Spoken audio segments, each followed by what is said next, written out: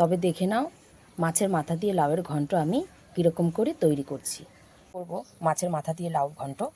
আমি নিয়ে নিয়েছি লাউ কেটে, লঙ্কা কুচি করে নিয়েছি, আর এই যে মাছের মাথা। আমি প্রথমে কড়াইতে মাছের মাথাটা ভেজে নেব। মাছের মাথাটা আমি ভেজে নেব। মাছের মাথা ভাজা হয়ে গেছে। এবার আমি কড়াইতে দেবো শুকনো লঙ্কা, তেজপাতা, ফোড়ন। আমি লাউগুলো এর মধ্যে দিয়ে দেবো।